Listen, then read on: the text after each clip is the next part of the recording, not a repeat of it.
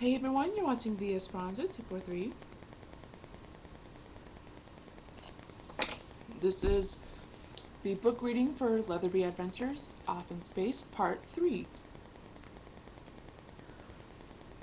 So I'm going to go ahead and start reading. And this time I'm just going to be reading 2 pages because I am super tired tonight. Yeah. Lenore, are you around? Grandfather Leatherby called out. It took a while for her to appear. What were you doing just a moment ago? Well, Leatherby, Lenore said as she gave a quick curtsy. I was dusting on the far side of the house. Is there anything you need? He started to think. Have we any Christmas decorations left? Have we any Christmas decorations left? He asked Lenore. She gasped. No, Leatherby, we have not done one for 3 years. That was the Christmas family reunion. Remember, sir? He gasped. That's right. It certainly has been a long time since then. Lenore, I'd like it if you would go shopping for Christmas decorations this week. When you have the time, that is. She nodded. Yes, Lord Leatherby, I shall do that. She replied. Grandfather Leatherby got up from his comfortable chair with his cane. Gwen, wait! What did his cane look like? The little brother cries. She gasps. Oh, right. I never described that, did I? She says. She thinks for a bit.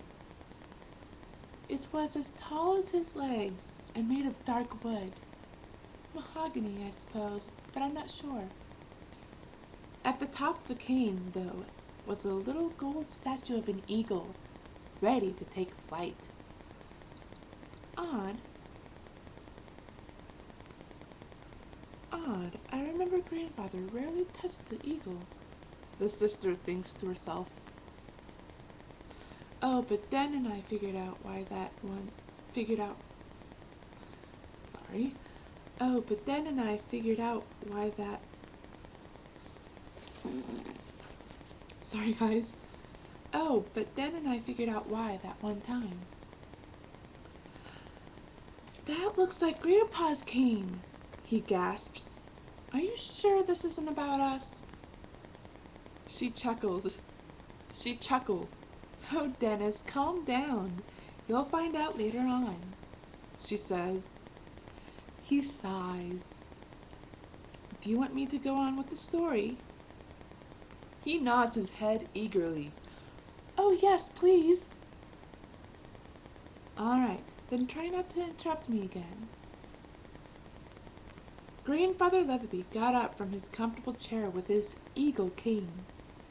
He went to the area near his front door and started to put on his scarf and downy coat. He looked at the kids. By the way, there's a chance I might run into a few friends of mine, he said with a twinkle in his eye, so I might come back a little late. Oh, Lenore, make sure the cook knows that. The woman nodded and left the room. Be good, Danny. You two have fun in this house. The next thing Danny and Guinevere knew, Grandfather Leatherby opened the door and left. Guinevere sighed. What do you want to do, Danny? She asked, looking at him, but he wasn't there.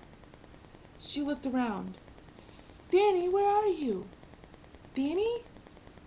Over here, she heard, but it was faint. Guinevere tried to follow his voice. She found him in the kitchen. His hands were covered with something slimy. There were three long strings in front of him. She shook her head. She wasn't sure whether to laugh or to talk to him. What are you doing? Guinevere asked. He smiled. I'm waiting for Lenore to finish making the popcorn. She's really nice, he said. She stared at him. He looked confused when he saw his sister. What's wrong? She smiled.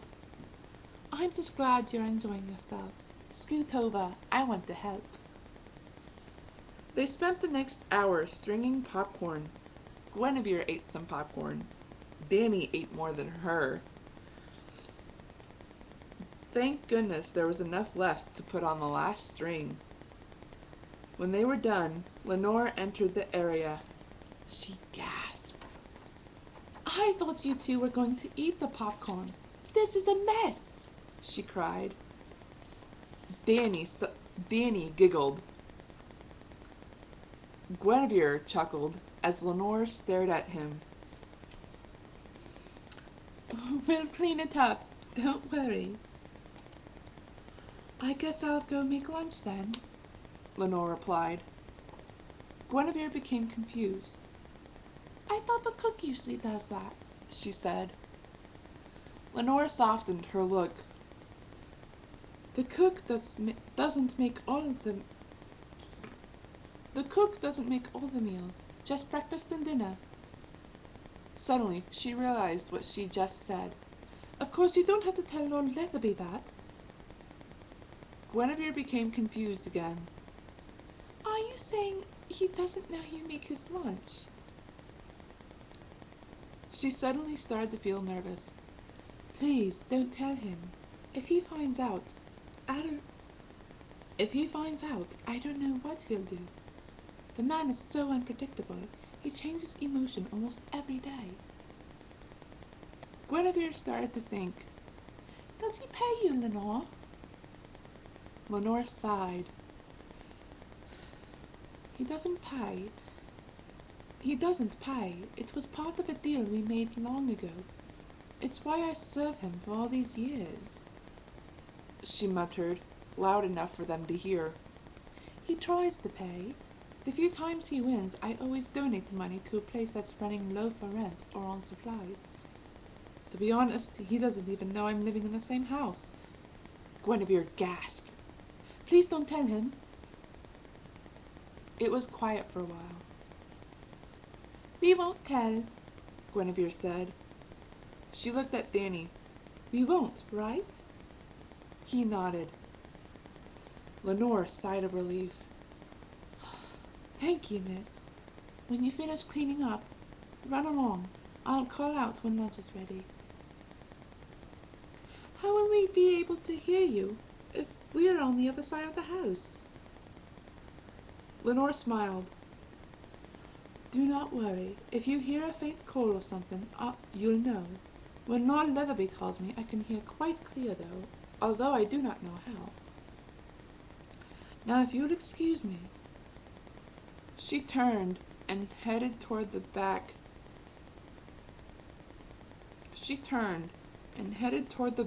Of the kitchen to make lunch. After Guinevere and Danny finished cleaning, they grabbed their popcorn strings and placed them around the staircase railing. When there's a tree in the living room, we'll put these strings on it, okay? She said, looking at her brother. He nodded excitedly. Suddenly, they heard something squeak noisily.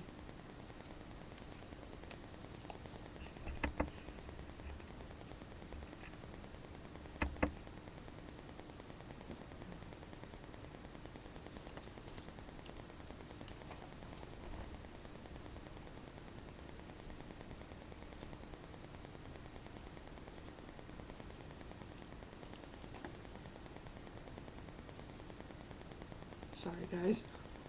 I'm really hungry.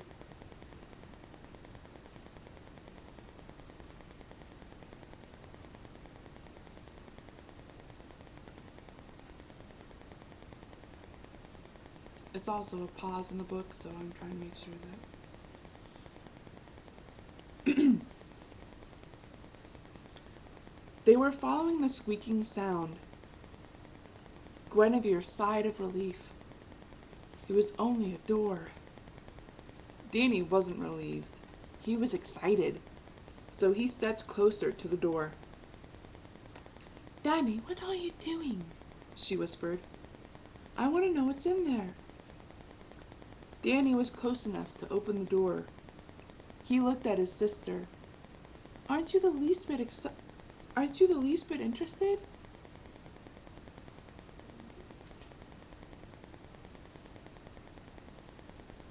She became nervous. "Yes, but I don't know."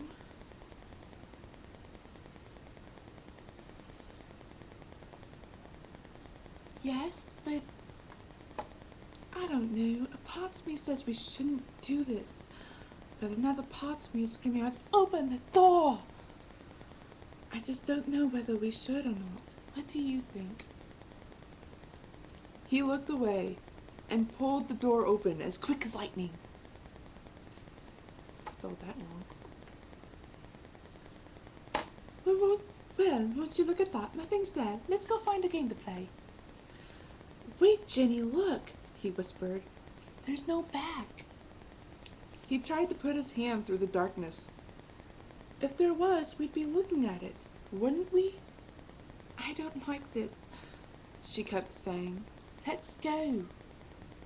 Without a word, Danny stepped into the darkness and disappeared. She gasped and went after him. The brother and sister were in complete darkness. They couldn't see anything, not even the daylight behind them. Guinevere looked back and gasped.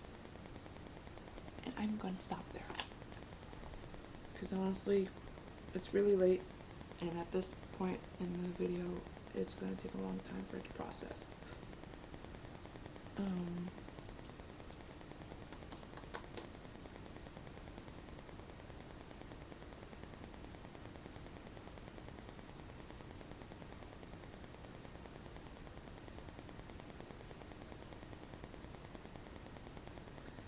Alright. Well, let's check the time. I'm doing pretty good. Not as... Alright. I will talk to you guys Tuesday then.